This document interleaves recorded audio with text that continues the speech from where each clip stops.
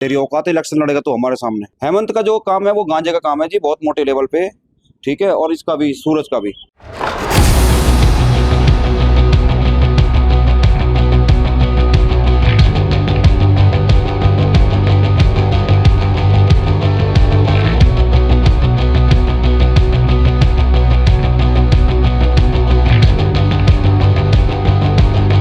इन दिनों social media पर एक वीडियो तेजी से वायरल हो रहा है जहां पर बताया जा रहा है कि बदरपुर विधानसभा से बहुजन समाजवादी पार्टी के जो प्रत्याशी थे प्रदीप प्रधान, उनके साथ मारपीट का जो मामला है वो सामने आया, जिसमें बताया जा रहा है कि लगभग 15 जो लोग थे वो पूरी मारपीट जो कर रहे हैं उस वीडियो में रिकॉर्ड हुआ है। और इसके बाद ये जो पूरा बताया कि जातिवाद का मामला है जिसको लेकर के पुरानी दुश्मनी निकालने की कहीं ना कहीं कोशिश करी है, क्योंकि जिस दौरान ये चुनाव लड़ रहे थे उस दौरान एक छोटी सी मतभेद होती है, उसके बाद 3 साल बाद ही पूरी दुश्मनी निकालते हैं और जो प्रदीप प्रधान है उनको कई चोटें भी आती हैं। फिलहाल अभी मामला अंडर इन्वेस्टिगेट है और जो अपराधी है वो अभी खुलेआम घूम रहे हैं।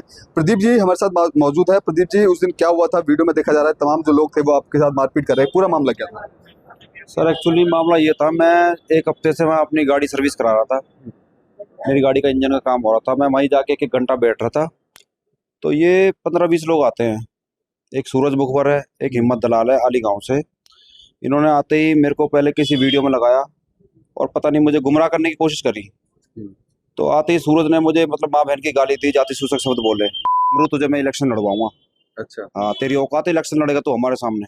ये मतलब काफी पहले की लड़ाई है? ऐसा? नहीं, इनसे मेरी कोई लड़ाई नहीं है सर। अभी जो लड़ाई उसमें ये जिक्र कर रहे थे? ये जिक्र करा, उस दिन मैं अकेला ही बैठा हुआ था सर, मेरे साथ कोई भी नहीं था। इन्होंने आते ही इन्होंने डंडे वंडे बरसाने चालू करे। इनके पास पिस्टलें भी थी, सामान भी था, मतलब बहुत सारी चीजें थी इनके पास। हथियार से लैस थे, मतलब पूरे डंडे, हॉकी, तलवार, मतलब बहुत सारी चीजें थी। और 2-4 ने तो वो भी लगा रखी थी, पिस्टल वगैरह भी। अच्छा जी। तो क्या लग रहा है कि आपको जान से मारने के लिए आए थे? क्योंकि इसमें एक वीडियो, एक ऑडियो भी जहां वायरल हो रहा है उसमें भी बताया जा रहा है कि सीसीटीवी कैमरे को पहले बंद करवाने की कोशिश की जा रही थी, उसके बाद ही पूरी घटना को अंजाम दिया गया। सर इन्होंने सीसीटीवी, वहाँ के कैमरे, मतलब जो सीसीटीवी लगे हुए हैं ना मार्केट में, वहाँ से उन्होंने बंद करवाए कई लोगों से मिलके। और फिर इनका प्लान ये था, मुझे वहाँ से उठा के ले जाते और गाड़ी में डाल के फिर मुझे मार देते जान से। आपको जबरन ले जा रहे थे? जबरन ले जा रहे थे। वहाँ से मुझे मार्केट के लोग, कुछ लोग थे जो अच्छे लोग थे जिन्होंने मेरी जान बचाई, मैं उनसे वहाँ से निकल के भागा। नहीं, उनका प्लान ये था, मुझे गाड़ी में डालते फिर अपने ऑफिस में ले जाके मुझे जान से मार देते। अच्छा, ये जिन लोगों ने घटना को अंजाम दिया इसमें आप जानते हैं कौन है, क्या इनका पीछे का जो बिहेवियर है, कैरेक्टर है? इसमें जो सूरज मुखबर है ना, जो बसंतपुर गांव से है, इसने 1 साल पहले जो कालिंदी कुंज के थाने वाले जो थानेदार है वो इसको पकड़ने आए थे, इसने मारपीट करी थी। फिर इसने क्या करा, उनको दौड़ा दौड़ा कर मारा। वहां से पीओ घोषित है ये कालिंदी कुंज थाने से। Bad character. हाँ जी। और जो इसके साथ में हेमंत जो है, हेमंत दलाल, वो सर अभी जेल से छूट के आया है। उस पर 307 के कम से कम 8 मुकदमे हैं। गांजे के भी हैं, तस्करी के भी हैं, और वैसे ही वो सूरज मुखबर के सारे मामले हैं। इन्होंने पुलिस को भी नहीं छोड़ा जी, पुलिस को दौड़ा दौड़ा के मार रहे हैं।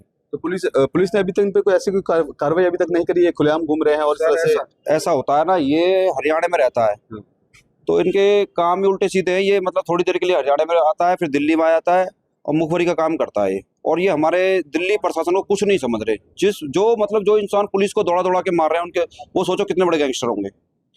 हेमंत का जो काम है वो गांजे का काम है जी, बहुत मोटे लेवल पे, ठीक है, और इसका भी, सूरज का भी। लापरवाही इसलिए बरत रही है क्योंकि ये पूरा काम करते हैं।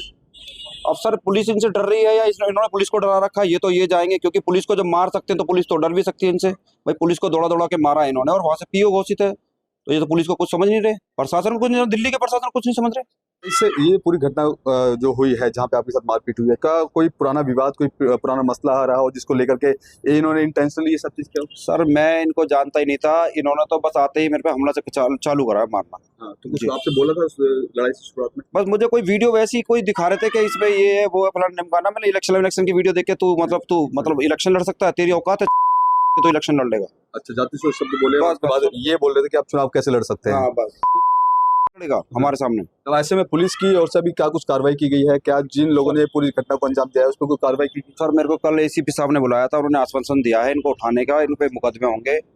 और उसके बाद मुझे एसएचओ सर जैतपुर के हैं, उन्होंने भी बोला है कि इनके खिलाफ मुकदमा करवाएंगे और इनको उठाएंगे। जो तुम्हारे साथ हादसा हुआ है उसकी सीसीटीवी भी निकालेंगे। अभी तक सीसीटीवी निकले या नहीं निकले हैं। फिर एसीपी साहब ने मुझे बोला इसके बयान लेकर इसको एमएलसी कराओ। एमएलसी करवाओ। हाँ। तो ये पूरी घटना में कितने लोग आपने देखे उस दौरान और कितने लोग थे? क्या कुछ भारी लोग भी थे क्या? ये जितने जानकार? सर कम से कम 4 गाड़ी भर के आई थी। 4 गाड़ियां भर के हाँ। तकरीबन कितने लोग होंगे? कम से कम जी ये लगा लो 16-17 लोग थे टोटल। ये 1 तारीख को घटना हुई है, आज 5 तारीख है, अभी तक कार्रवाई क्या हुई है इस पर?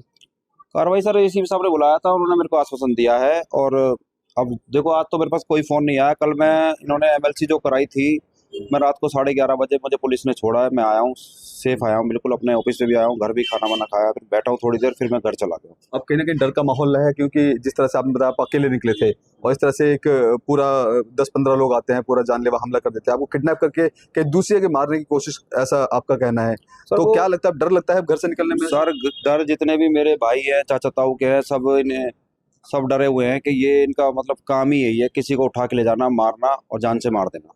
तो अब प्रशासन से क्या उम्मीदें हैं, क्या कुछ कार्रवाई हो, और क्या कहना चाहेंगे प्रशासन से, किस तरह की कार्रवाई होनी चाहिए? सर इन पे सख्त से सख्त कार्रवाई हो और मुझे इंसाफ मिले। इंसाफ मिले।